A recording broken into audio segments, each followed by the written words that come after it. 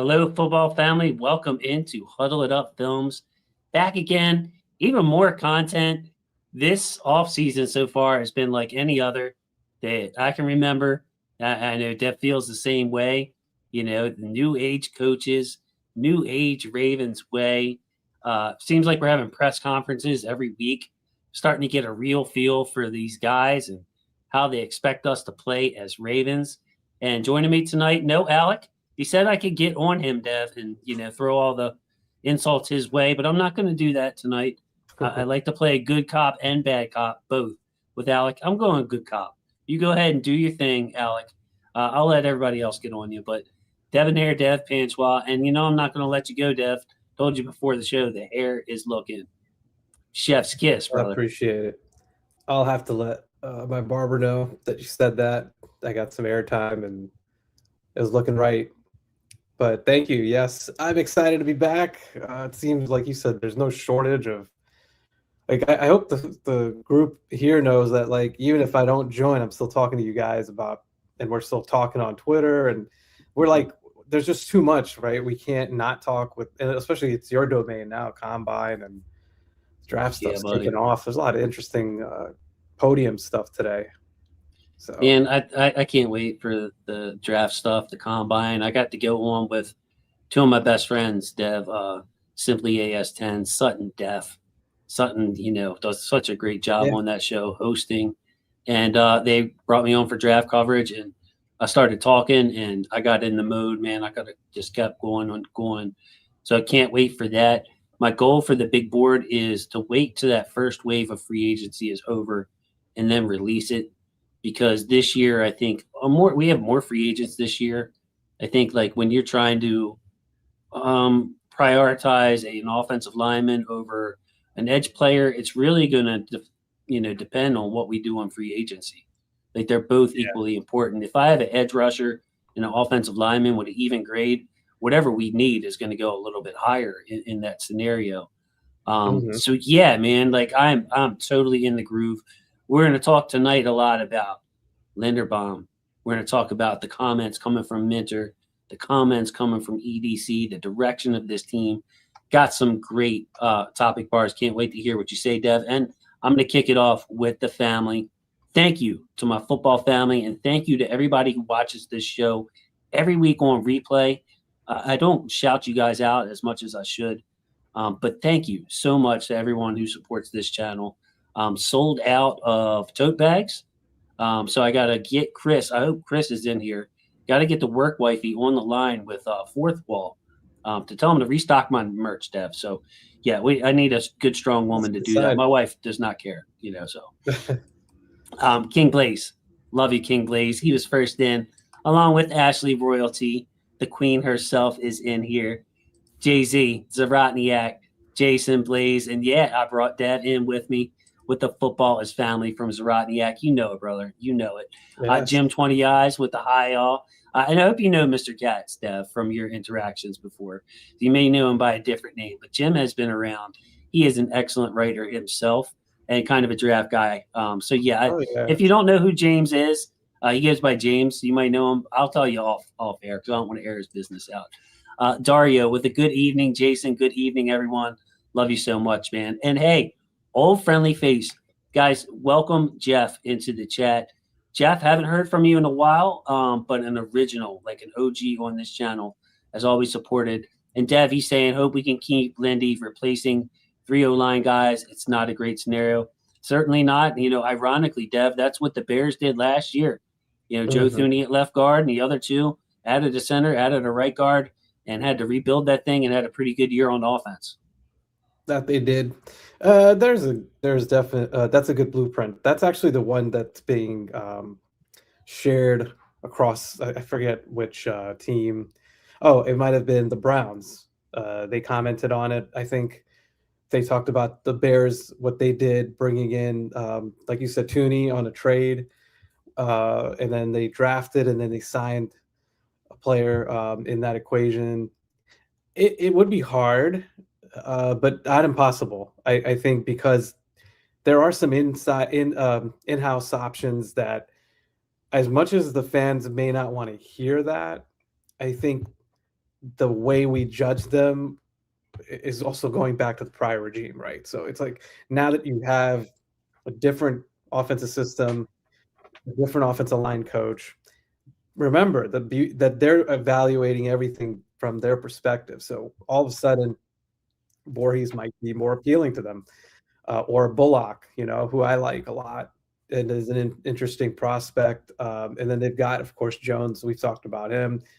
They've got some guys in house, and then they can draft someone. So I don't think it's a totally. And I would imagine if they don't bring back Linderbaum, they will add someone, right? There's a good veteran pool of centers that I'm pretty comfortable with, and I think we've talked about it too, that there's some decent backup options, even though we both want Linderbaum back. Of course. And, DaCosta and Minter both talked about, maybe it was DaCosta that said, look, the lineman that we were interested in a couple of years ago may not be the type of lineman we're looking for now, and vice versa. Yep. But, I mean, I think it's, with all respect to, Coach Warhop, Dwayne Ledford is a mastermind with the offensive line that should get the most out of the guys.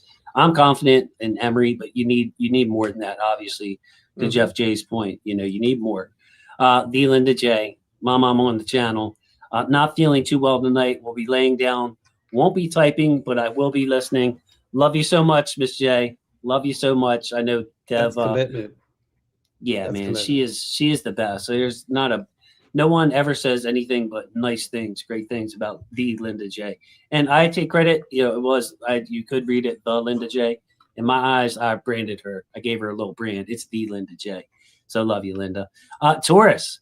Got to catch one of Taurus is live, and he's saying the chat is behaving itself so much so far. But I got to get a real feel for Taurus's personality, and his guy Fresh was on with him.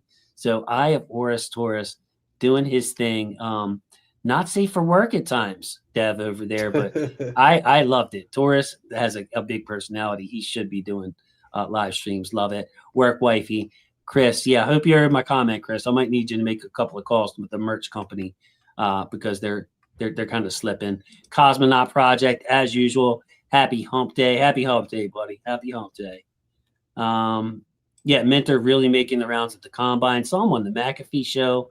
Saw him with a bunch of things. Like one of the graphics I have, actually, Dev, is from the McAfee show, and I thought it was two great graphics.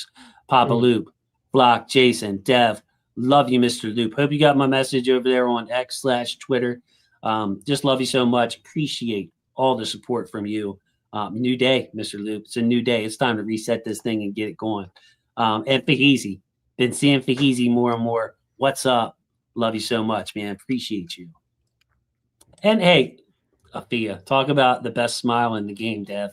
That's Afia. Yeah, messaged her on Twitter and thanked her for being a part of the streams because I really love her energy.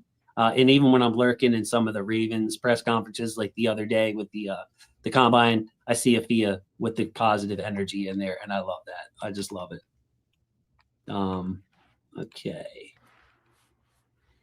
All right, Dev, it's showtime, buddy. Let's do it, shall we? Hey, I want to bring this up first of all before we get to a topic bar.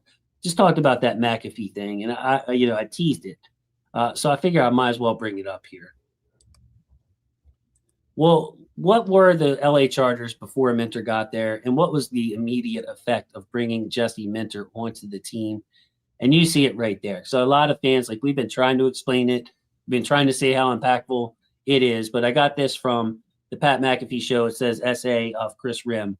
So the year before Minter came, the Chargers defensive coordinator, they were 30th in points, 24th in points allowed per game, 30th in passing yards per game, 24th in points, 27th in yards per play. And I don't know how they characterized this, but it was the worst season of Derwin James's career. In the 2 years with Minter, 5th in passing yards allowed. That was a sore spot under Zach Orr. Just all the yardage we were giving up in the pass game, letting guys get into scoring range on us. 3rd in points allowed under Minter, 7th in yards per play, and back-to-back all-pros for Derwin James. So just love this graphic. When I watched Minter's interview with the Pat McAfee show, had to bring it up, thought it was a good summation, Dev. I mean, those numbers kind of speak for itself. Like, it's not like the Chargers went out and spent a ton of money.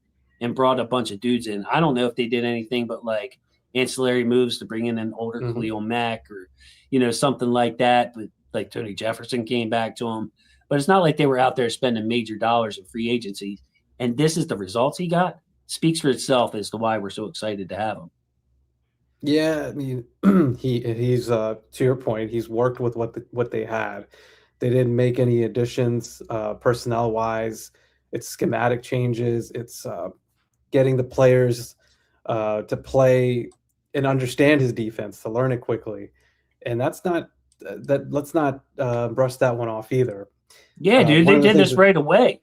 Great They point, did this right Jeff. away, and then with Zach Orr, if you compare, it's like how many times were there breakdowns in learning the defense and then being able to carry it over on the field, and the players themselves have talked about we keep making the same mistakes over and over again. So there was no continuity, there was no consistency, and you had a lot of the same players remaining in the fold. So I thought very impressive with what Jesse Minter did. Also, when you look at some other metrics like red zone, I think they were top 5 this season, off the top of my head. Third downs, top 5 or top 7. Takeaways up there as well. So every critical category, they were in the top 10.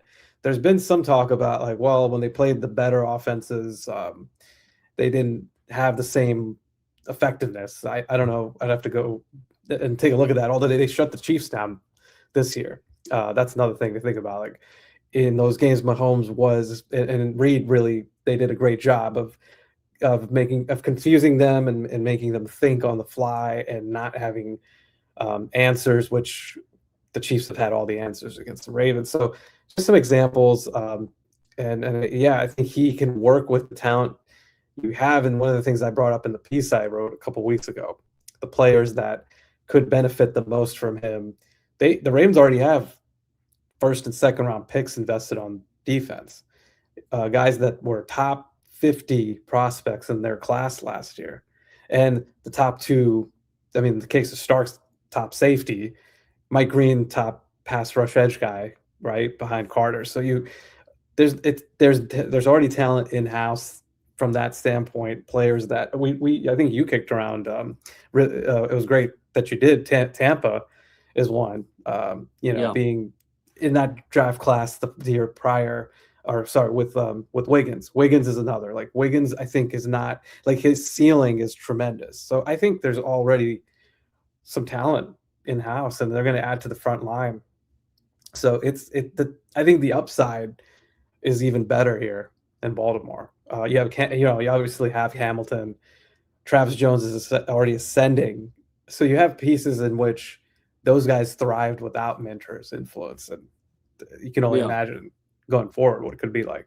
I mean, we invest in defense around here sometimes for some of the fans liking, for my liking, a little too much investment on defense. So yeah, he's going to have all those players that you're talking about. Like, okay, Mike Green and Starks were rookies last year, but a lot of those, like the Nate Wiggins and the other guys, they're Tavius. They've played some football now. You know what I mean? So if you can get the most out of Nate Wiggins, the most out of even Marlon in a comeback year, and having him know where his help is. Talked about keeping Marlon, but yeah, man, what a graphic. And situationally, Dev, you mentioned those situations like third down, red zone. Why Minter is so effective. I have a philosophy on this, and this is just a observation. It's nothing. You can argue with me about this, but I think when you mix up your zone pressures, play a ton of zone pressures, and just rely on getting home with 4, there's not a lot of tricks being run there. You're just playing solid zone coverage and rushing 4. That when it's third and whatever or the goal line, you get to throw these exotic looks at them or blitz at them, and they're not as prepared to handle it.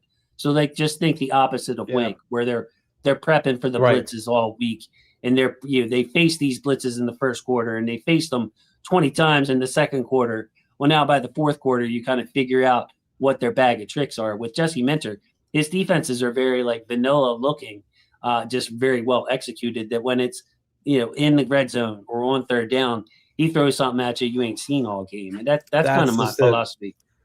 Yeah, that sleight of hand is really what he and McDonald perfected.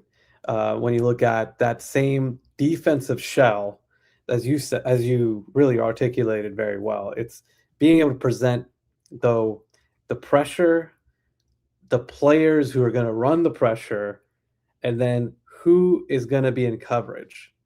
And on any of those given plays, especially in defined passing situations, it's going to be hard to predict.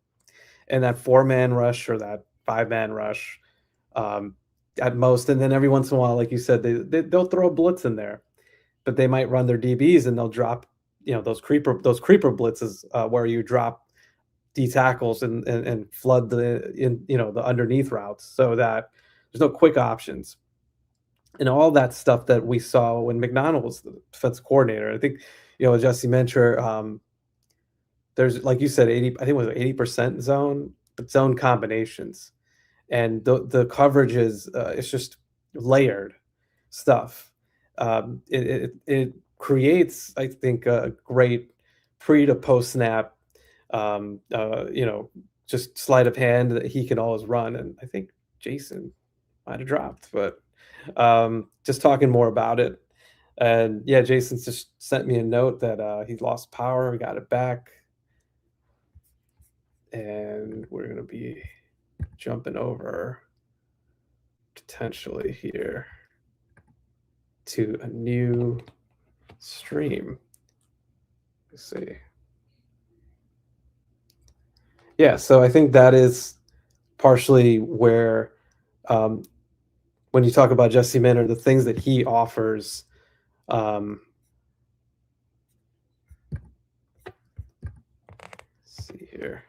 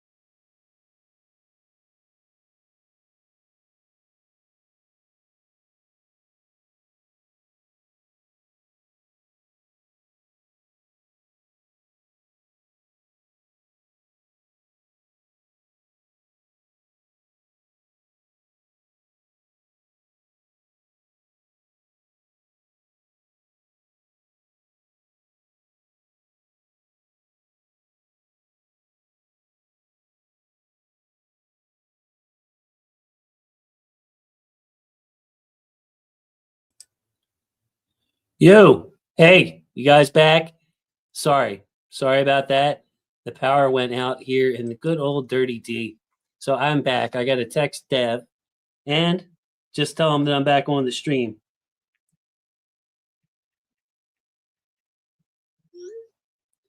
It's always something. You know what I mean? It's always something. You get everything set. And then here you go. I'm going headphones out. All right. We're back. I won't leave you again, Chris. I see you. Oh, and Chris did a little member thing. So you guys are being nice. And oh, Chris, new member. We know you're here. Dev, power went out. I came back in. I should blame Alec. This is Alec's fault. I was also talking to myself, so I kind of didn't know what to do. I apologize to the group here because I'm sure it's pretty awkward, but here we are back. Mike, my man Mike is back. Love you, Mike. Thank you so much for coming in. You didn't miss nothing, Mike. Hopefully you're still here and didn't quit on us. Yeah, fam, we'll just blame it on YouTube. That was YouTube's fault. It was not my power going out here. We lose power if the man upstairs breaks wind. We lose power around here. So that's just kind of the way it goes, man. Hey, Pay the Jim, bill. I, Yeah, pay the I bills. don't I don't know when you I don't know what you heard, but we were talking about the way that Jesse Minter can really make things hard on offenses in those high leverage situations. Yeah, so Jesse Minter likes to keep it simple on defense and just execute well, get home with 4. He's not blitzing a ton. So when it comes third down, when it comes red zones, I think that's my theory on why his teams have been so good at that is because they're not throwing a bunch of stuff at you, complicated stuff from the beginning. He saves it for when he needs it. And so to that point, I was what I was going to add to that is although he doesn't make it super complicated, the complicated part is you don't know where the pressure's coming from exactly. So like he could easily bring only 4, but it could be a slot corner, 2 slot corners, and then he's dropping out the defensive tackles. Right. Right. So you could have an edge and slot corners, or you could have Kyle Hamilton, just breaking it down. What the possibilities could be, where Hamilton comes down from depth, right, and then like you could also have like a cross blitz linebacker. So it's just the way he does it. What he can do from the same shell is also the hard part. And like you said, if the offense has kind of been looking at one thing the whole time, one picture the whole time, makes it even more difficult to anticipate what's going to come. And if it's in defined passing situations, especially, you're still dropping 7. You still have 7 in coverage, and the 4, the way the pass rush is set up is really to take advantage of the line shifting one way or the other and creating a Right. numbers Yeah, advantage. he talks about letting the pass rush do their own thing live and letting the offensive line set their coverage and then letting those Yep. front 4 guys figure out what they're doing. So everybody else on defense knows it's just the front 4 is going to rush. We're not playing any tricks. And he lets those 4 guys communicate up front. Be like, look, they just slid their protection over this way. Yep. We're going to do this. Maybe a linebacker's involved in that, Dev, where you just bring a simple A-gap blitz to occupy somebody or a fake blitz, a sim pressure. But yeah, those guys are free to communicate. And again, why I talked about Tampa on Twitter and why I think he fits Jesse Minter's defense and is prime for a breakout. Remember TJ Tampa coming out of Iowa State. We saw him play press. We saw him play off. We saw him play slot. He was following the number 1 receivers out there out at Iowa State. He was doing a great job. He was projected to go in the second round. And then I think he ran like a 4.52. Don't quote me on that, but it was the low 4.5s. And Tampa dropped from like a potential second round pick all the way to a 4th round pick. Mm-hmm. So TJ Tampa a Blazer? Is he a Nate Wiggins? No. But in Jesse Minter's defense, it's not about that. It's about being smart. It's about being assignment sound. And it's about being able to come up and tackle because you got to do that when you're playing with a lighter defense and not playing all these tricks with all these big guys. So to me, that's like right up TJ Tampa's alley. Smart player. He's done it without blazing speed his entire college career. Showed great flashes last year. I was able to make a highlight tape for him, and it's him doing some pretty impressive things in coverage. Just the Chargers' defensive identity, just to emphasize how much zone we're going to see. Well, he had the 23% pressure to sack rate, which was the 4th highest in the NFL. So when his guys get pressure, it's not just an empty pressure; they're getting sacks. So they're finishers. 23% of the time, their pressure is turning into sacks. 70% zone usage. So he's running zone 70% of the time, Dev. Second highest rate in the NFL, not just top 10, Dev, like number 2 overall in his zone usage. And he's using 2 high safeties, second highest rate in the NFL, 55% of the time. So this is just more evidence, man, not just the numbers of what he was able to do with guys who weren't blazing fast, not ultra talented prospects, but how does he do it? Lets his front 4 get home, and those personnel numbers speak for itself, or the defenses he runs speaks for itself. Yep. Yeah. No. I think these data points or these statistics really just further highlight that they don't want to give up big plays, but they feel comfortable being able to stop the run and be sound in their tackling, limit yards after the catch, all those things. It's like playing against a boa constrictor. Like you're Right. just getting squeezed throughout the field. There are pockets where you can hit some plays down the field, but you got to be really patient. You got to not lose your stuff because a quarterback, you're probably tempted at times to throw the ball, and that's where they get you. Throw the ball in a spot where you shouldn't. So if you're willing to play the long game, you might be able to do okay ultimately, but it's a smart defense. It's based on also, I think you go back to the kind of the we talked about these. It was formed under Wink, yes, but as like it's kind of like a almost like taking that defensive and then flipping it. But the Vic Fangio defenses, right, that all like in the beginning that kind of I think really altered this idea of coverage, but like not devoting numbers to the box. Right. So it is interesting, and then you can still get. I mean, as he's, I think, well, I think that the ultimate trump card, like with Derwin James on one hand, and now it's Kyle Hamilton, right? So like inserting those guys in linebacker slot roles, playing them not from depth, or maybe sometimes they are at depth, but having that player also, and we talked about Tampa, like just having guys that can come up and tackle from the defensive back position is a massive advantage as well. Right. And see it early, know where the quarterback can't go, know where the quarterback's likely to have to go, and then just close on that spot quickly. And I think this quote from James right here, Jim 20 Eyes, excuse me, sums up and ties into what you're talking about. Exactly. In his interviews, Minter stressed stopping explosive plays and maintaining adequate run defense. So he doesn't want you to be able to, basically run his team over and just be able to call run plays at will. But he indicated, even went as far as saying that the explosive plays given up is more indicative of wins and losses than turnovers. Yeah, so it's giving a up big deal. is worse than turning the ball over, or Yeah, not getting turnovers was pretty much what he said. That Minter's not saying he believes that. He's saying that that's what the data is starting to tell you. yeah, So again, this ties into your point, Dev, of making the opposing quarterback make tough decision after tough decision, and eventually that mofo is going to throw it in a window that's not really there, or take a chance on a third and something because he's frustrated, or the receiver's going to be late out of his break, or miscommunication in the route before the line. There's going to be something that they shoot themselves in the foot against.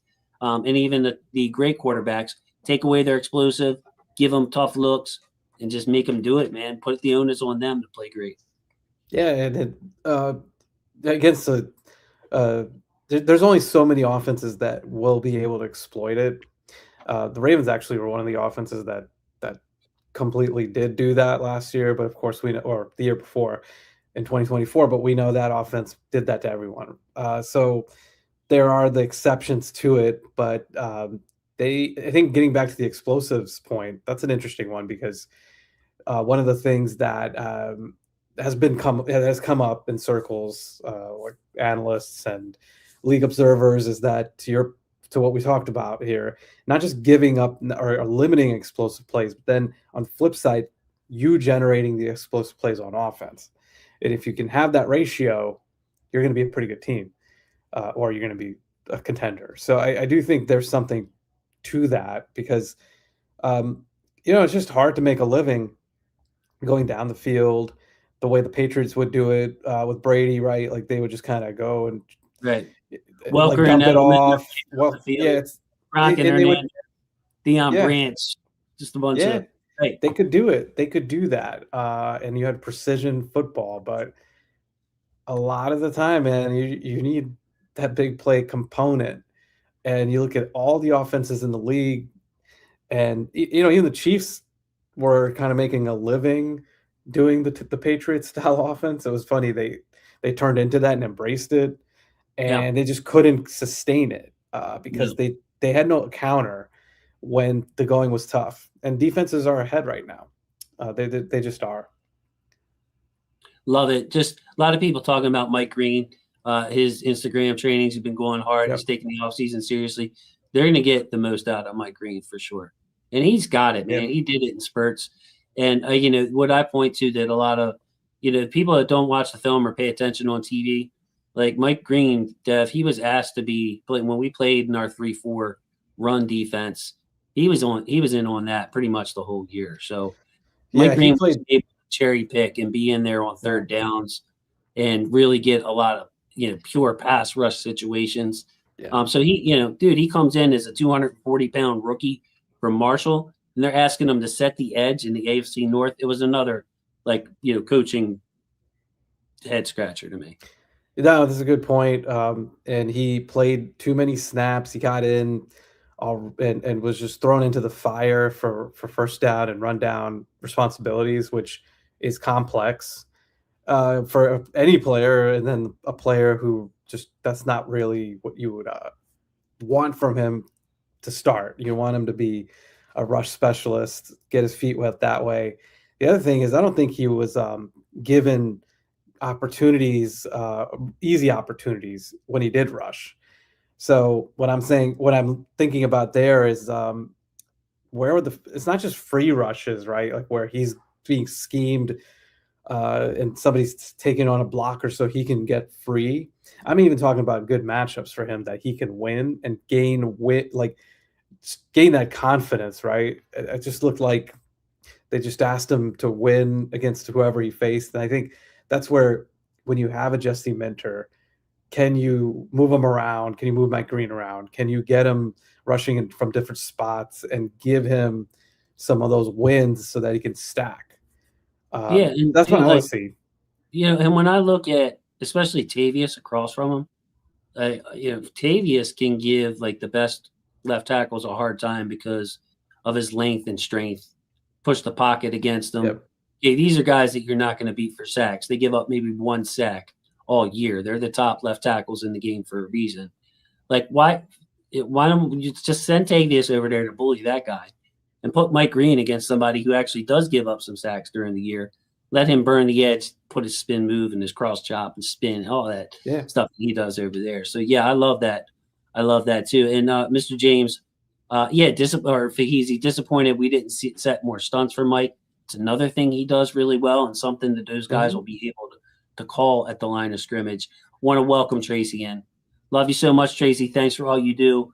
I'm excited to finally see Derrick Henry run the ball like he was supposed to for the last 2 years, and Lamar not having to be Superman all the time. We've touched a lot on the defense so far, Dev, but in between the power outage. But sorry you missed that, Tracy. But Jesse Minter's eyes lit up when I see him with the Rich Eisen show, and Rich even laughed at him for it, called him out. Man, as soon as I said Derrick Henry's name, you lit up. Jesse Minter seems genuinely, happy to coach Derrick Henry, to give Derrick Henry the ball. When they asked him about how much can we expect Lamar to run, Minter said, if anything, I think he needs to run less. So enough of this relying on Lamar's legs. Tracy's also speaking to Lamar not having to be Superman all the time. That's something that Declan Doyle has talked about. Our job is to help him on first and second down, to scheme the best play against that defense, to give Lamar some easier throws. And then when Lamar has to put the cape on, he can put the cape on. So great observations in my mind by Tracy here. Just pointing out that this new coaching staff's vision is to ride Derrick Henry, stop playing games with, we don't need to be running the read option 5 times a game, for minimal game and make Lamar winded, let Lamar take extra hit. We don't need to do that. Just hand it to Derrick Henry, make things easier on Lamar. So it's the fourth quarter. You needed Lamar to run around and make a play. He's fresh, man. He's not beat up. Yeah, and the easier throws are actually on first and second down, right? They were hammering Henry a lot this year on first and second down, and they weren't getting really good yards per carry off of that. But we know that there's other things to that. The offensive line was getting manhandled a lot, but there was I think a bit of a predictability factor, right? Because they just went to that well, or they went to those deep. I mean, that there were times when they did play action under center, and they really hit some nice intermediate chunk plays, or even if you want to go beyond intermediate, like those throws to Zay over the middle were like money in the bank. But I think my biggest gripe was the first down and second down stuff that they did where they could have just had some easy, quick wins. There was a play I diagram or not diagrammed. I didn't diagram anything, but I took a clip, and it was against, I think it was against the Jets, Jason. But like it was a first down call, and there was play action under center, and they had Henry and Ricard go out on routes, and Henry came under Ricard and then caught the ball, and Ricard was a natural blocker. Like I remember it was that, right. beautifully designed, and they just didn't do enough of that stuff. And that's the stuff I want to see more of. And here's the thing: the Bears' offense definitely, if you looked at them, the stuff they did, I would marvel at the creativity, especially in the run game, the way they designed it, perimeter runs, got Swift going, used Swift all over the field as a weapon. So the way they keep Mitchell, I could see getting some of those types of plays. It's not just Derrick Henry, but using all these guys in concert, to me is going to be the fun part. And you're going to see in the passing game too, like just getting the backs involved and making it life easier for Lamar. Early downs, completions, get him going. I think that's going to open up a lot and make it easier for him on those other downs where he is being asked to just put the team on his shoulders. Love it, man. Like I feel like we're all on the same page. Like I don't feel like it's just me and you. I don't feel like it's just the people in the chat. Like it's Lamar doesn't have to run for 1,200 yards anymore. Like if we're doing that, we're failing in other areas on the offense. Go ahead. Yeah, I was just thinking about look at the end of the season. That's a great I think there's no better example of when they really needed to run the ball. Nobody could stop them. When they set their mind to it against Green Bay.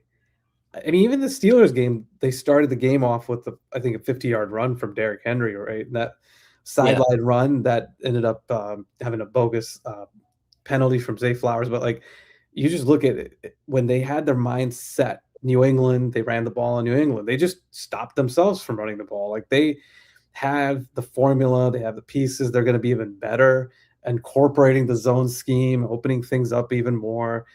And the thing I want to see, and the last point I'll make on this is that the point about under center and play action and boot action, which I think Minter called out, it's going to create so much more space for Lamar to be a playmaker. He can keep the ball, but even just a quick flare dump off of that to his outlet receiver, whoever that is, in space, he's going to get so many more quick wins to me with all that. I had two questions here about the draft. Someone asked about draft in the second round. I mean, that's pick 45. That's a pretty premium pick right there, Dev. We're not picking back in the 60s this year in the second round. Pick 45. And Jim saying with green size, do we need to be looking at bigger edge prospects in the draft? My personal opinion on this, Dev, curious to hear your thoughts, is I don't think so. I think we can look for any style edge. If the best player is a smaller, quicker player like Green, you take him. You think the better player is a bigger physical edge, you take him.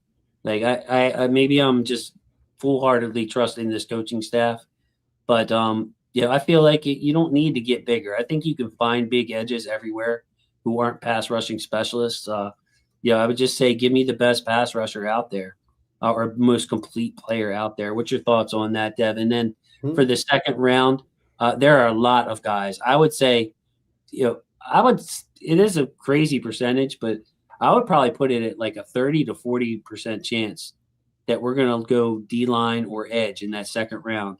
Like the way I'm stacking my board right now, it's just looking like that's where the overflow is, Dev. Like these top receivers, there might be some good receivers available, of course, but you're going to have an overflow where like an edge that could have went in the first didn't go, or a D tackle that could have went in the first didn't go. And that pick 45, I feel like is going to be a good spot to restock our front, whether it's on the edge or D tackle. But back to Jim's question, do we need a big edge? Do we need to get bigger over there, or did you more agree with me? I do fall more towards your point of view on it. Also because of Tavius Robinson, so I think like I see him starting.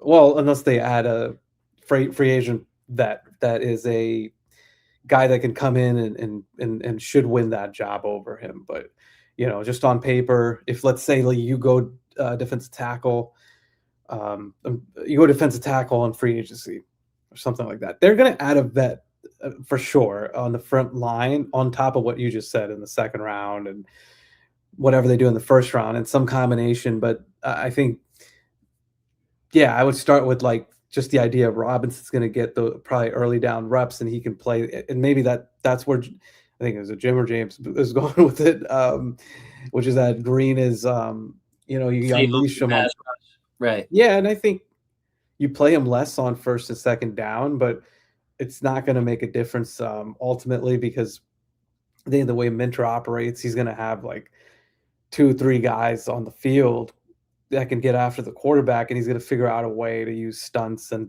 different creative ways to, maybe Robinson does slide more inside, and we saw that from Orr, and that was one of the best adjustments that Orr made all year, and then he didn't keep it going with Robinson. So I think, Right. yeah, in a roundabout way, I agree with what you're saying. Just get the best guy, but at the same token, like I don't think they can also afford to get like a Leonard Floyd type guy either, right? Like I think they need somebody that could, maybe an Owe is a good example, somebody that can at least give you something on early downs. But so I think this ties into Jim's point here. Brian Wacker had presented this quote. I believe Brian works for the Baltimore Sun. At least that's one of the companies he at least used to work for. Sorry about that, Brian. I should have did my research. But Daniel Jeremiah, NFL draft analyst, of course, he worked in the Ravens front office, said that the Ravens got away from the big player bully mentality a little bit with some players and expects them to return to that mantra. So, maybe Jim and Dev, we do, if a size guy and a speed guy are the same, maybe we get back to choosing the size guy over the speed guy. They got about the same grade. But I'm fascinated by this. Jesse Minter talking about the new age play like a Raven. I mean, he had a quote in here, something. This is the one, Dev, from his coordinator press conference. Jesse Minter said, "There's a foundational way that the Ravens play that we need to play like, but I also think there's a new age and a new way to do things, and that's the reason we're all sitting up here." So it's not like shots fired at Coach Harbaugh necessarily, but it's like, hey, bro, we realize why Coach Harbaugh isn't here anymore. The reason we're all sitting up here is that we got to get to the new age way of playing like a Raven. We have got to redefine that, whether that means, the bully mentality, bigger player that Minter or that Daniel Jeremiah is talking about here or not. But I love that quote. Didn't get to it last week with Alec because we were taking a lot of Declan Doyle's, Anthony Weaver, Anthony Levine quotes. But yeah, man, it's like, hey, I'm hired here to put a new spin on this thing and to, update the old philosophy. Kid, I'm gonna just say it. I feel like some of this is also like playing smart, right? Yeah. Like the toughness part has always been there. The physicality part's always been there. When you go back to the Ray Lewis, Ed Reed, those teams, those defenses, they were also so smart situationally. And this team, this group, whatever more, whatever combination, largely under Lamar as the quarterback. I mean, they're phenomenal during the regular season in those matchups, outside of playing Kansas City. Like they'll do fine against any other opponent.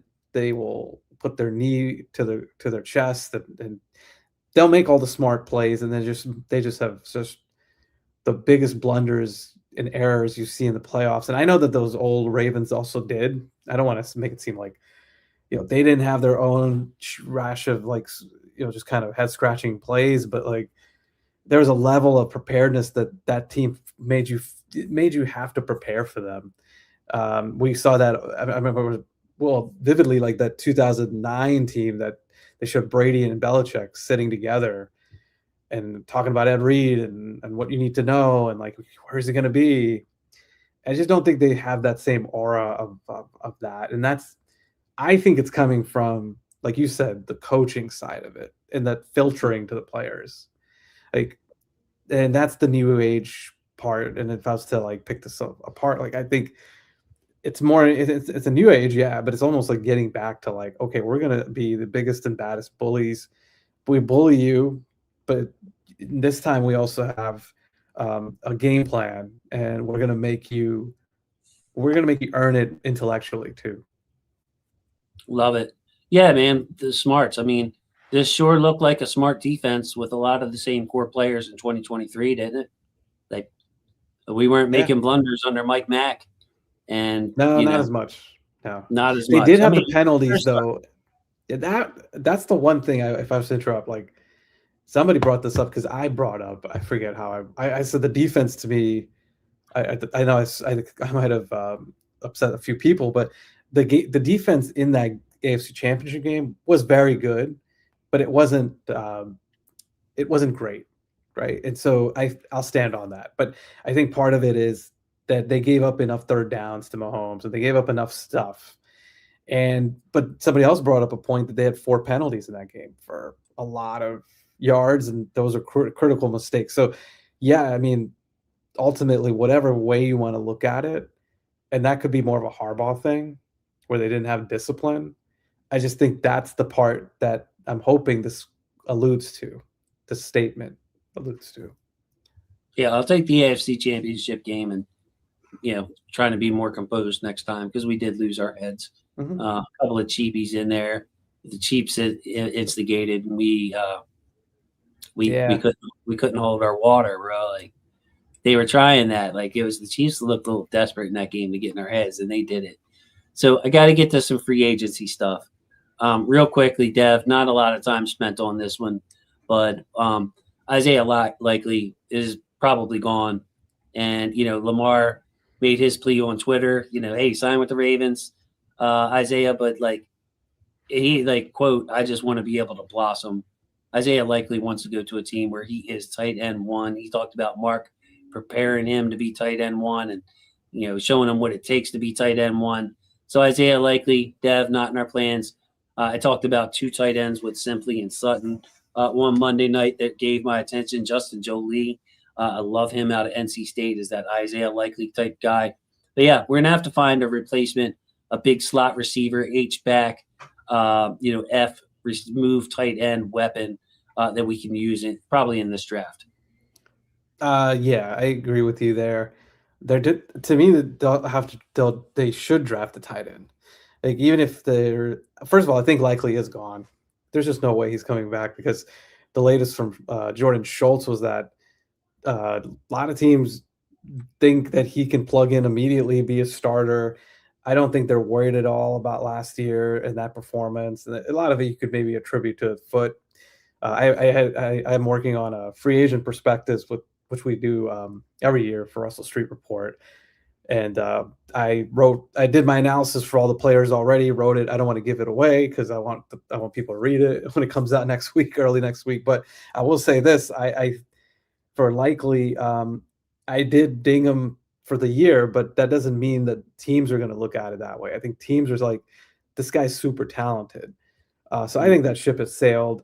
I think to your point, you turn your attention to the draft because this team has a track record for drafting tight end that's undeniable. They're probably one of the best in the league at developing tight ends. So I think they just take pride in that. Even if you bring back, let's say, Charlie Kolar, which I still think is kind of doable. You had to draft a tight end no matter what because of the talent in the class. I'm way, way, way, way behind on you on the prospects. So good one, man. I'm going to follow your lead, and I'm going to kind of start doing my homework soon. But I'm excited. I think and also the use of tight ends in this offense. It's going to be two tight end centric. So no matter what, they will need to they'll need to add to that group. They're going to need to add to that group. I want to hold my judgment on whether it's going to be 2 tight end centric, just because Declan Doyle with the Bears last year, inherited Cole Kmet. Yeah, And then was that's Colston true. Loveland just the best player available? Like, did they go out saying, "Hey, Yeah. we need a tight end"? Probably not. They had Cole Kmet. So I think Colston Loveland just kind of fell in their lap, and they had confidence that Doyle can make it happen. So like I'm a Tez Walker fan. So if we Yeah. go out there and Tez Walker, Devontae gets a bunch of snaps in the slot, and we can be an 11 personnel, a 3 wide receiver heavy team again. I think we can slice it any way we want it. But yeah, man, these tight Mhm. ends are coming out more and more ready, man. Like there is no learning curve for these guys anymore, Dev. There's a ton of them. Michael Trigg is another guy that really caught my attention. They're everywhere. Everybody's got a new favorite. Joe Royer. I mean, there's just a ton of them. So yeah, when you catch up, make sure you do that. Now, What yeah. go ahead. I'm I sorry. had a question for you is that one thing I wrote is that Likely's blocking really went down the tubes. Do you think a lot of that is because of the injury and just kind of the overall malaise of a season that he had? It just kind of filtered into his game because I was surprised that even that part really suffered. Yeah, He wasn't the same blocker. He didn't have the same intensity on the in the run game. Like it just wasn't there. I don't know. I don't have a good philosophy as to why that is or reason. I'll just be speculating. But yeah, maybe it was just kind of a lost focus and Yeah. lost year type thing. Yeah. Uh, so I thought that this was awesome. Before we get to the free agency part, actually, I think we need to get to the free agency part. Um, Eric DaCosta on Linderbaum. Obviously, the news from yesterday was that they had made Linderbaum a record-setting deal. Hopefully, we can get that done. Hopefully, we can get something done. Was the quote? Minter called Linderbaum the best center in the league. Both of them express, "Hey, Tyler said he wants to be here. We want him here." But Dev, record market setting deal. Market setting is a pretty strong word. Now, you this time of year, you do hear a lot of smoke screens from Eric DaCosta. We like these kind of players. We're not looking at these kind of players. But that this is contract stuff. The Ravens are known for being straightforward with this, having a lot of honor and integrity. They don't talk about Lamar's contract. They don't BS about contracts. They're not going to piss a player off by saying something crooked in the media. So I believe Yeah. them on 100%. They have offered Linderbaum a market-setting contract. Tyler has yet to accept it. Maybe he wants to test the waters in free agency. Alec Polianis, when I talked to him today, was like, "Look, if we offered him a market-setting contract and he gets crazy money somewhere, we're not. He doesn't want us to go that far. Just let Linderbaum walk." I'm kind of the same mindset. I'm at peace of it. You just have to have a strong plan B and pivot if somebody's going to give Tyler Linderbaum some kind of ridiculous contract. Market setting seems Mhm. more than fair to me. Yeah, I agree. That was a good, reveal, and I do think it was genuine and not sure what the game plan I'm not sure what the, objective was to say it for DaCosta. Maybe he just, wanted to reiterate the desire that they have to keep Linderbaum, and if, there's reports out there about the agent not being easy to work with, so maybe he's doing this through the media, and he's saying, "Hey, we made the best offer there could be," which to me probably means, and I'm just guessing, if 18 million is the high mark, you're talking about 19 to 20 million. I'm comfortable with that, and put some sugar on top, right? Like whatever that is. Like if you're saying 20 million per year, but somebody brought up a good point on Twitter to me, which was what's the guaranteed structures like? That could be a factor. Maybe he wants more guaranteed money. Ultimately, we've seen things thrown. We've seen people throwing around 22 to 25 million a year. It's crazy to me. I don't think he's worth that money. I just don't. I mean, I think there is a legitimate concern about the pass protection capability and like the pass blocking skills, and that doesn't take away from him being a top 5 center in this league. And I think they said he's the best center. I don't know if I'd go that far. I think Creed Humphrey still is the best center, but like ultimately, I think the fact that they want to keep him, they made a big time sell on that today. I think that was good to see. But I agree, plan B. And there's good centers out there in free agency that are going to come available. McGovern from Buffalo is one. Love Pokit you, James. from Sorry, bud. Sorry to interrupt. Good night. Good luck to your wife. Pray for your wife, and oh prayers to your man. wife. Meet replacement. Yes. It's no joke, Yes. man. That's a painful one. I've had relatives go through that. Yeah, Thank you, that's Mr. tough. Katz. We'll talk Thank again you soon. for attending. Yeah, to be on the stream with Yeah. all that going on. Keep us posted. No, that was it. There's some good free agent centers. I don't think it's like, Yeah. this gets back to what we talked about at the top of the show. When you're talking about replacement of 3 interior offensive linemen, the next guy, if it's McGovern, is probably still a top 12 center, top 10 to 12 center, depending on how you define, how you grade them. But there's guys out there. And then here you have the list of play. Oh yeah, this is good. Yeah, shout out to shoot, I have his name in the thing. Don't have it yet, but he's obviously a Packers fan. He has the Packers players highlighted in green there. But he made a compilation list, basically said, I have no life. I went and took all these free agent rankings, combined them together, and this is what I got. So yeah, Linderbaum, the number 3 ranked free agent overall. Connor McGovern, you brought up. Kate Mays, another option there too. You mentioned the in-house option of Corey Bullock. So there are, you can't you can't offer Tyler Linderbaum $25 million. You can't offer him like top starting guard prices. You just can't do that. And at some point, I'm sorry to say, but he's going to have to think about his career and his future. He loves Baltimore and I think that's genuine. His interviews and what he's talked about. He's from Iowa, so they have the Iowa connection with Kirk Ferentz and Marshall Yanni continue the tradition.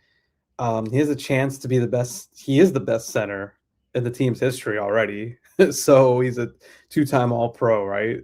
I think at some point you also have to think about those things. I'm not saying that shouldn't take away from the money, but if they're saying they're offering the best money, who cares? What's the difference at that point? This is kind of like Ronnie Stanley from last year, where Stanley, if he had played the market and gone out there, he would have gotten paid like more money, no doubt. And he talked about taking less. And I think if they get it within, as they said, market setting, I think he's going to have to consider that, plus the scheme, plus Ledford coming in. Like, you have all these things playing with Lamar.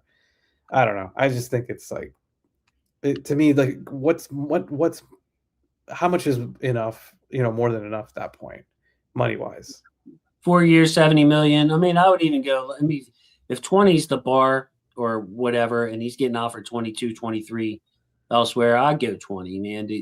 But there's a point. Like I talked about this earlier. I just don't believe in paying centers big money. I would rather pay that money to a guard. Guards are asked to do more. The guard, Marshall Yanda being the extreme example, but you can really run your offense through some guards that do their job well. Center, be smart, communicate, don't mess things up, be good at help blocking, be good on combo blocks. You'll be able to move some moving.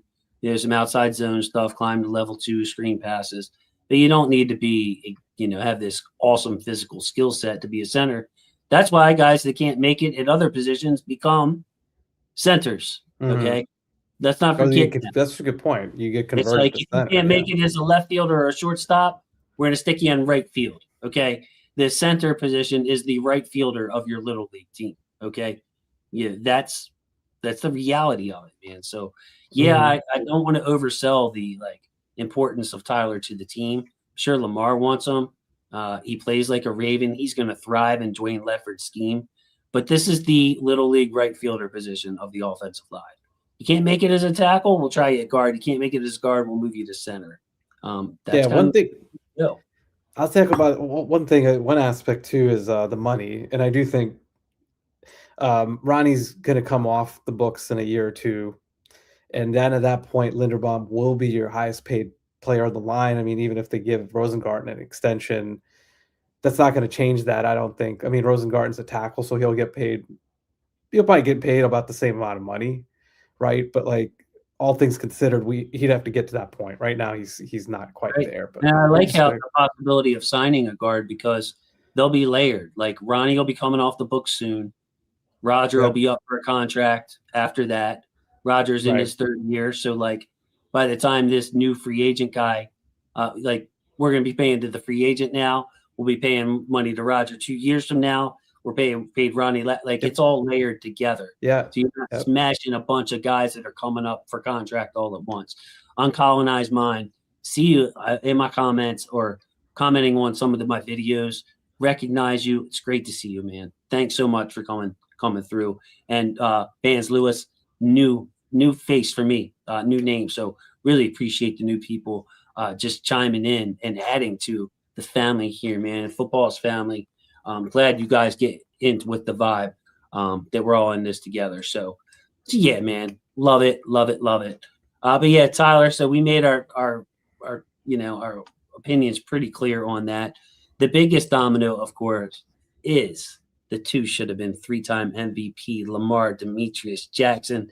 Check out his highlight videos I made of his throws under pressure. It's arguably more impressive than the top 20 plays I put together for Lamar. Like the man was under pressure, making crazy throws all year. It's just a ridiculous video, Dev. If you haven't watched it, if you get time, watch this throws under pressure video I released probably about a month ago. Eric DaCosta was asked, Derek, are you confident you can work something out with Lamar? I am. I definitely am. So hopefully he's not I trying definitely am.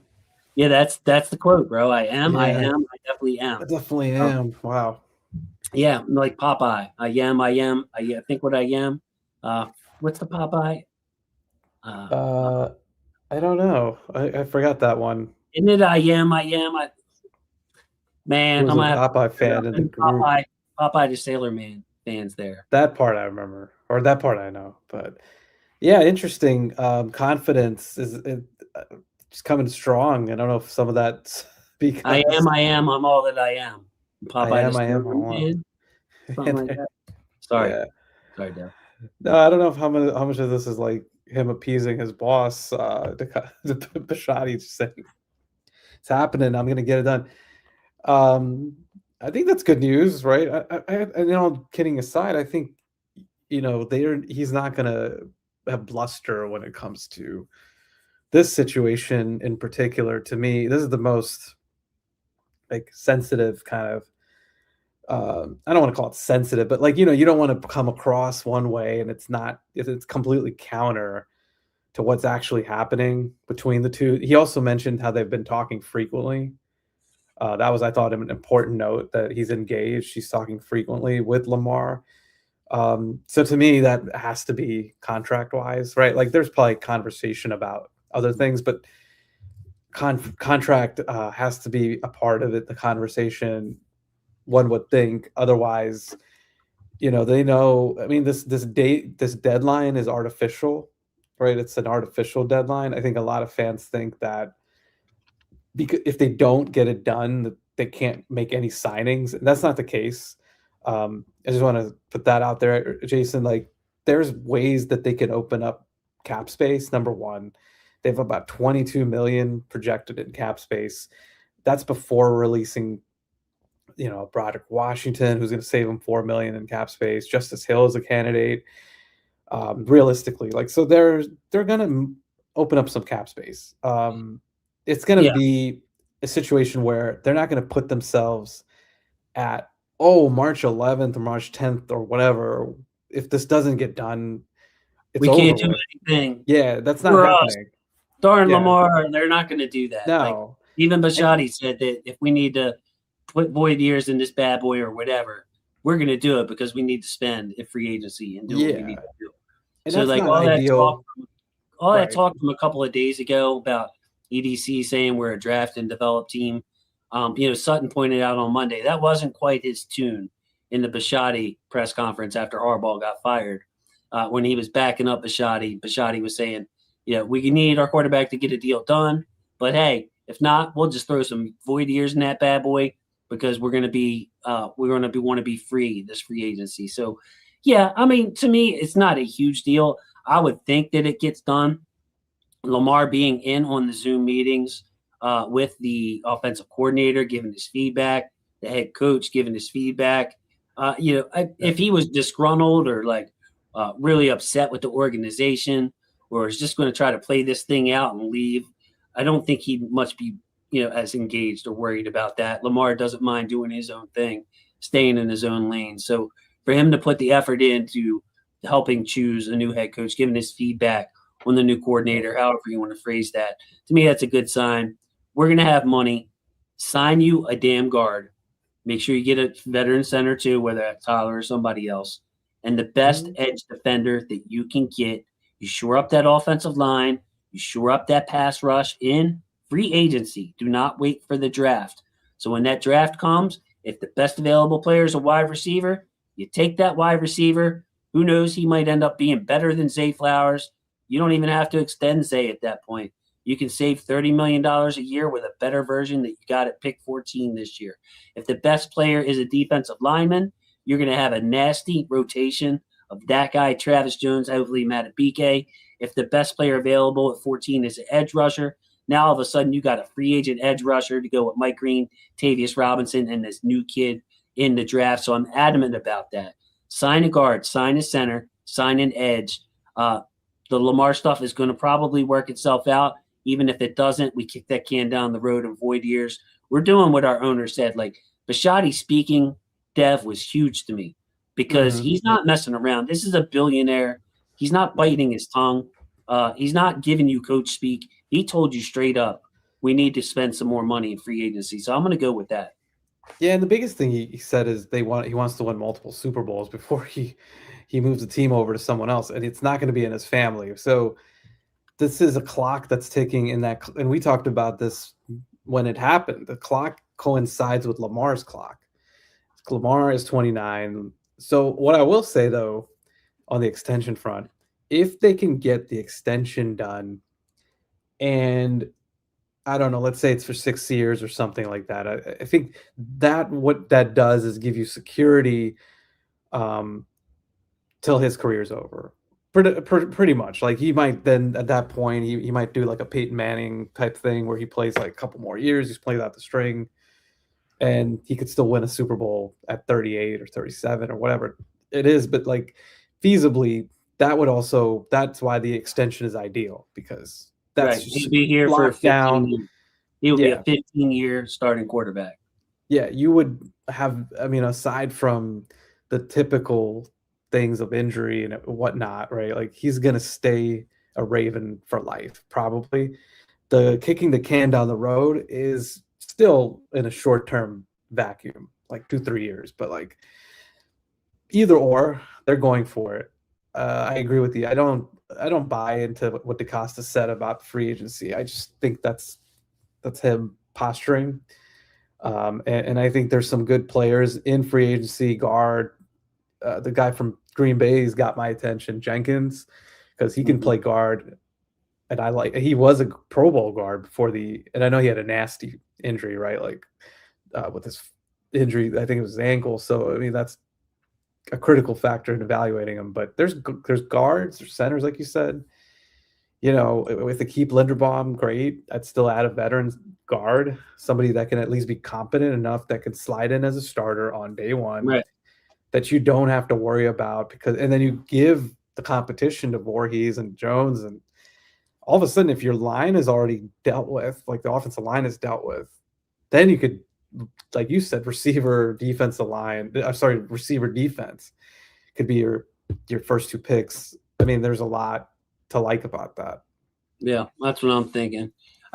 People love to put like when he said draft and develop, but that's a canned EDC line. That's a canned Ozzy line.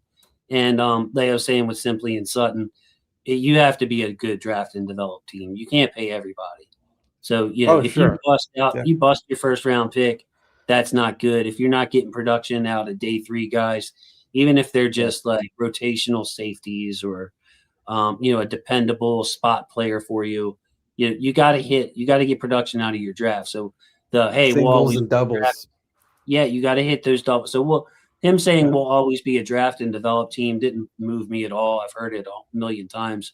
The proof to me was like what Bisciotti had to say, because he's the one running this show.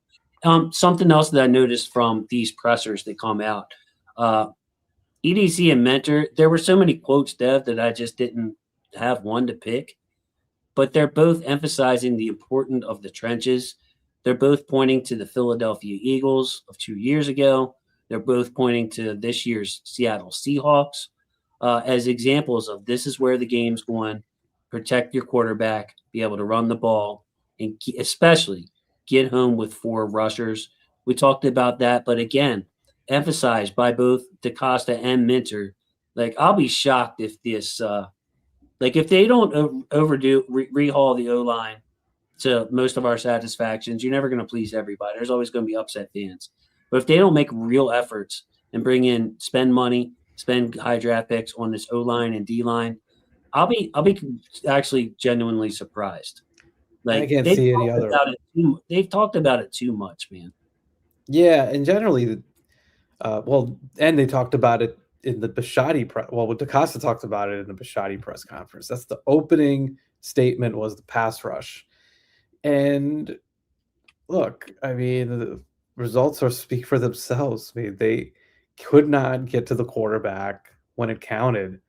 It just was so abysmally bad with their four-man pressure, and also, when they played better quarterbacks, there was no way to blitz those quarterbacks. There's just nothing they could do on that front.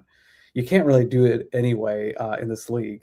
We talked about why. That's why Minter does what he does defensively when he relies on that 4-man pressure, plays too high.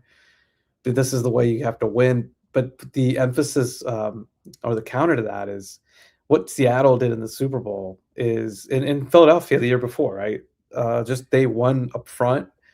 This I think Seattle took it another level because schematically they can also kill you, right? But that front four with Lawrence, with Murphy, man, they were even like Boy Mafia, but like even their backup guy, he was like the MVP of the Super Bowl. The name escapes me No, off the top, of the former second rounder.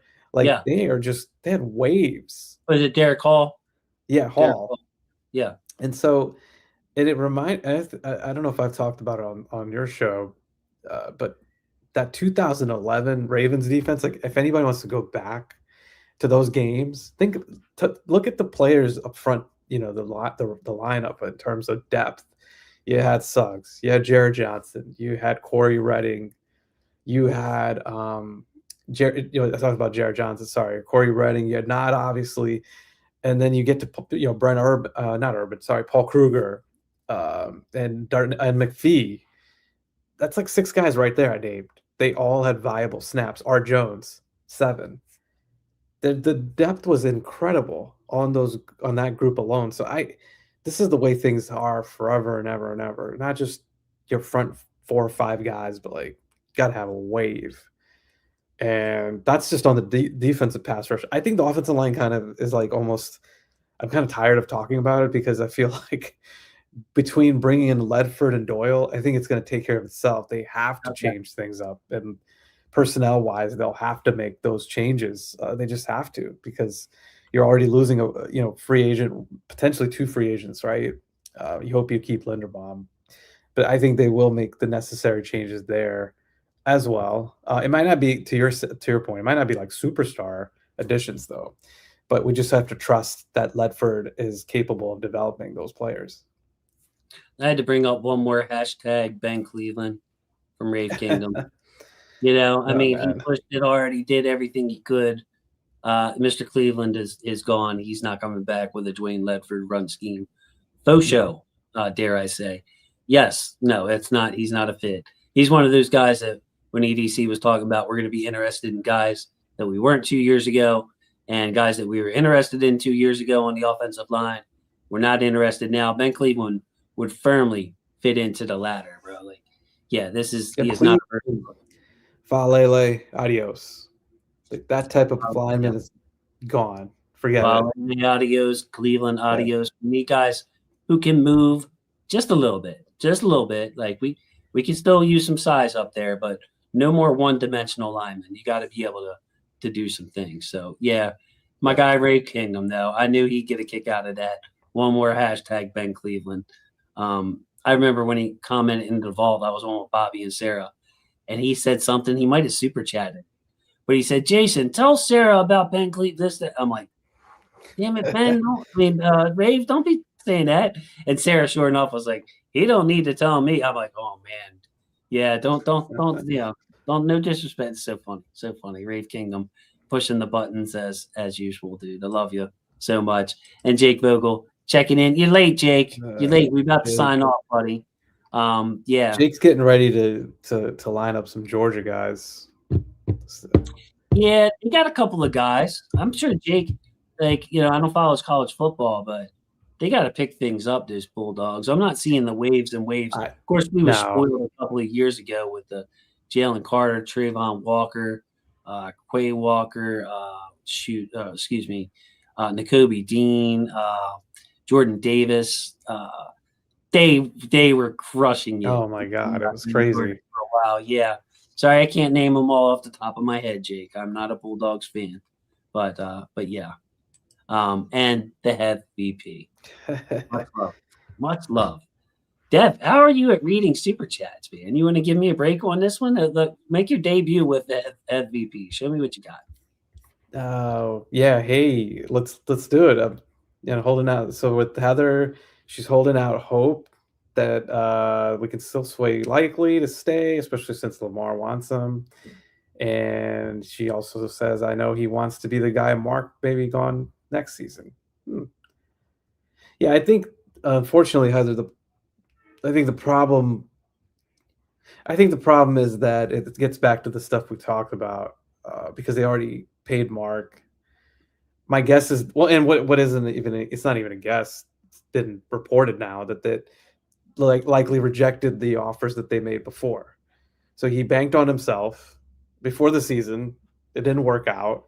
Now, what to his advantage, what's going to happen is the market, I think, is going to be okay for him, and people are going to pay him what they want, what he wanted because of his immense upside. I can't blame the Ravens necessarily for not. I mean, what could they have done differently, right? They made the offer. I don't know if they were willing to go to the reported 16 million per year that he wanted. You just can't invest that type of money into tight end now, Jason, in my opinion. Like, this gets back to what you're saying about center, but I feel the same, not in terms of player like value exactly, or like being able to replace them, but just when you look at the money spent versus also like how good they've been at finding tight ends, right, throughout their history, middle rounds, whatever you want to do, however you want to classify it. They've rarely signed a free agent other than like Shannon Sharp and Owen Daniels, but they've been able to draft and develop tight ends. So I just, long-winded way of saying I think that ship has sailed. I don't blame him also for the Mark Andrews deal. I think it's a 1-year deal.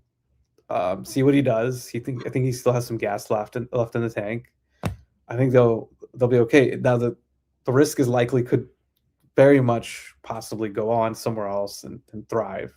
He is. He's going to. He's going to. So? I mean, a team that signs him is signing him with a plan in mind.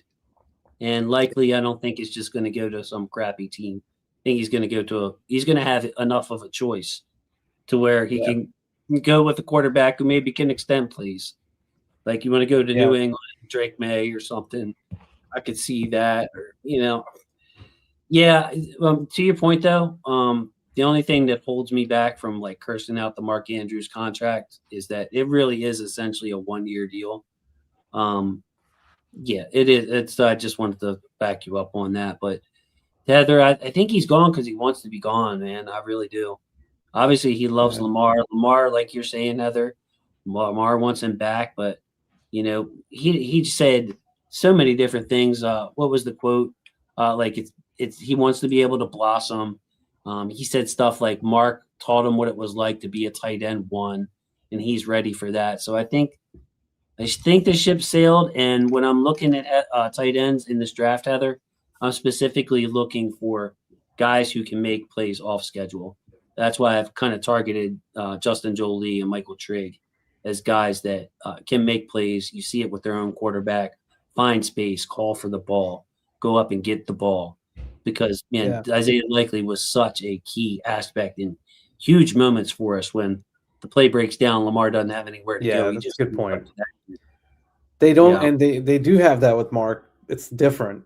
It's a different type of connection with Lamar off script and being able to improvise. But to your point, is that going to be as much of a critical factor if Lamar plays within the structure of the offense as compared to before? You're still going to need it. You're still going to need it. Yeah. Yeah, you will. I think for me, Kohler being back at 8 million or whatever it is, I'd do that every day if you can do that. So, thank you to everybody that participated in the chat, man. Chats get better and better and better. Love you guys so much. Thank you to those who ordered merch. I saw Ashley earlier say she got some purple in the mail coming. So I love that. I saw Taurus on his stream repping his Huddled Up Films purple tee, Dev. And man, you know how I get with these kind of things. I'm coming up on 50 this year. So I get emotional, a little verklempt over some things that might not seem like a big deal to others, man. Oh, but yeah. Here's Doris talking his smack on his channel, doing his thing, comfortable, got his friend there. Like, I enjoyed listening to Taurus genuinely. And I look, first thing I see is he's got the Huddled Up Film purple tee, and he holds up the thing, because the logo's on the chest, holds up the logo, gives me a shout out, and I'm like, that's what it's about, man. That really made me feel good. That's love you all. Feel good. You built a great brand. It's an easy one to embrace. So guys, next week we'll be talking about this combine. Watch for hands catching. If you're a combine nerd for me, watch that gauntlet drill. Watch them, how easy they track the ball downfield. Hands are going to be very important because, when I'm scouting, I can't watch every game. I can't watch every target. I don't have those reels made for me like the guys that do it for a living have. So, I'm looking for hands. I got some worries about some guys. You got to be able to catch the ball. Saw some drops from Jordan Tyson that I didn't particularly like. Saw some drops from my guy Michael Trigg that I keep talking about that I didn't like. Then they come back, Dev, and they maul somebody one-handed in the back of the end zone. You know how that goes, man. Oh, yeah. Yeah, you're right, though. Consistency is the key. You can have that Moss play, but you got to make all the routine catches. For real, dude. How many times you seen guys that make these ridiculous catches routinely by the sideline, but then drop a bunny? Oh, yeah. All the time. So with that, I want to say, what's that, Dev? No, it's just different when it's it's a real game and pressure's on you, all that stuff, right? Can't simulate it. Hey, we made it through a power outage as well, Dev. The stream was still up and running, so yes. Hopefully we didn't lose a lot of viewers on that. But I want to say thank you to my football family. I love my football family. Can't wait to come at you live again next Wednesday night at 9. Pretty soon, free agency will be here. After that, we'll be big board talking. I'll be releasing extra videos, not live, but just trying to get extra videos up on the channel about the draft. So we are in full mint. Thank you so much, Dev. Thank you. Oh, yeah. My pleasure. It was great to talk to you. And thanks to everybody for hanging in during the stream and the outage when I was talking to myself and didn't know what to do. So that was fun. That was good times there. Yeah, the power's out. Power's out in Dundalk. I'm sure Ashley knows what I'm talking about. Big Al knows what I'm talking about. And even my guy up in North Point Village. I haven't heard from Samuel Moore in a little bit. Hope you're doing good, Sam. With that, I want to say good night to everybody. Say good night, Dev. Good night. Have a good one next week.